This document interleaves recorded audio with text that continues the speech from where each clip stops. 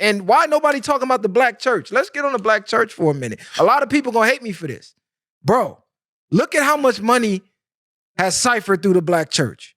Since 1980, they say like 460 billion. Ooh. And this was an article in 2009. So imagine how much more billions they done made from 2009 to 2024. Where the fuck is that money? Yeah. That's tax-free. Why does a pastor have a jet? You're not getting on these false prophet niggas?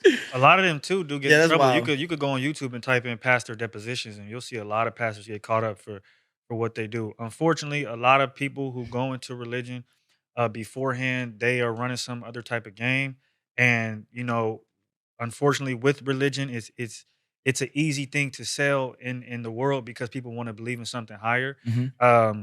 If you do, that's cool. But most people buy into the person and not the actual, you know, higher entity. So that's why the person's able to brand their style of teaching the way they are and then become successful. It's the same thing pimps do. You know what I mean? The same thing rappers do, really entertainers do. They get up there, they brand themselves, and they get people to buy into it. And that's really what they're doing. I mean, at the demise, I feel like, of people losing faith in religion. I think too, a lot of times with especially the black church, it's a lot of pray to the sky, but then Monday through Friday, you sit at the crib and don't do that. So it'll be, you know, we in here, everybody hold your keys up, jingle your keys, you're gonna get a new car. God gonna bless you with a new car. Hallelujah, hallelujah. But then nobody goes and works the extra shift. You know what I mean? Nobody does anything to succeed. So it's almost like you praying to a false God in a way, because you're really just praying to this man that's in front of you. Man, I don't want to make it about the black churches. It's the churches. You know what I'm saying? Because it's white churches like too. Religion has created this like industrial complex. You know what I'm saying? Like it's the religious industrial complex, and they've made bread off of that.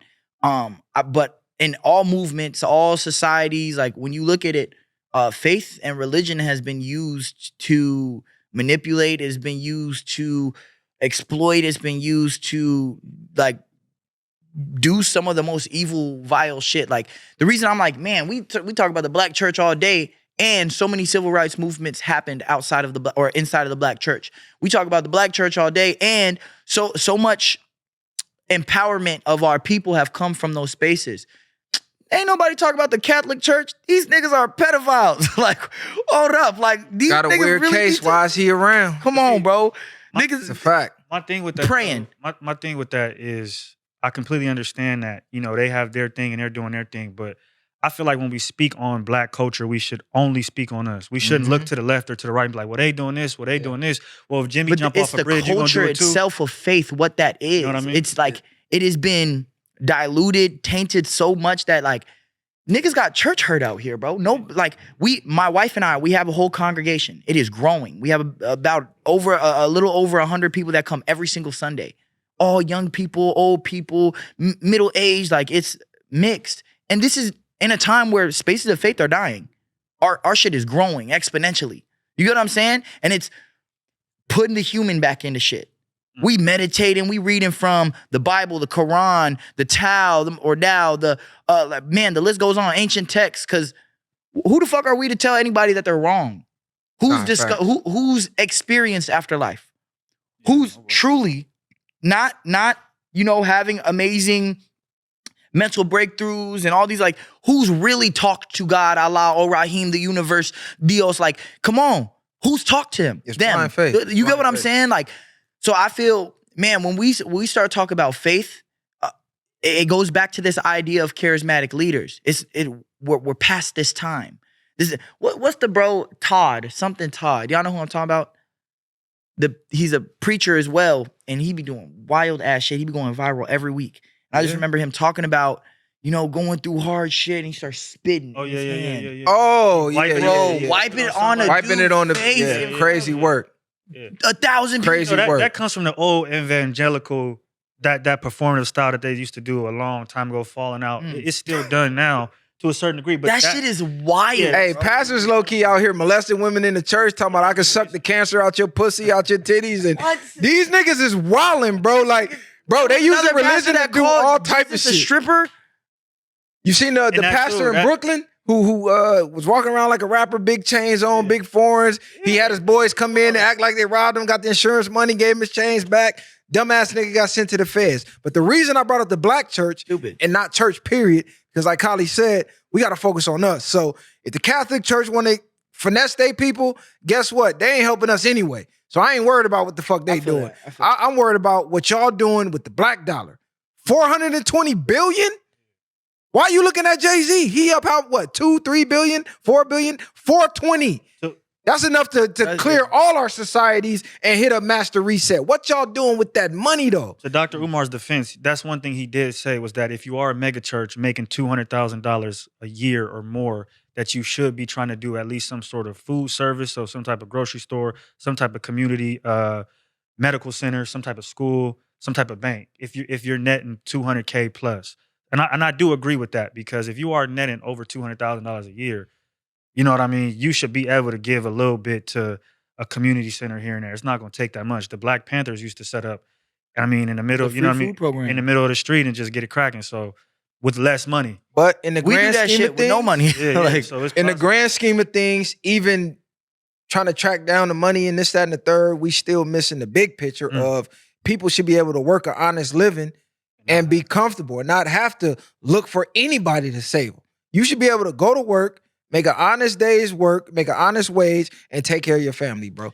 Nobody should be out. Bread is up like 123%. Like the groceries are up. have you ever heard of 150%? Is crazy out here. 10-point program from the Black Panthers? Yeah. It was a list of demands. Yep. And I'm talking about, bro, like some of the most clear demands thought out. Like, we want equal rights at jobs. We want reparations. We want, man, it was amazing. And again, we need to get back to what our clear demands are. Because if, like, we could talk about all these institutions all day, and that's what the church is. The black church, that's an institution. We could talk about them all day, but if we don't have a clear, like, we need as a culture. you get what I'm saying, demands. Mm-hmm.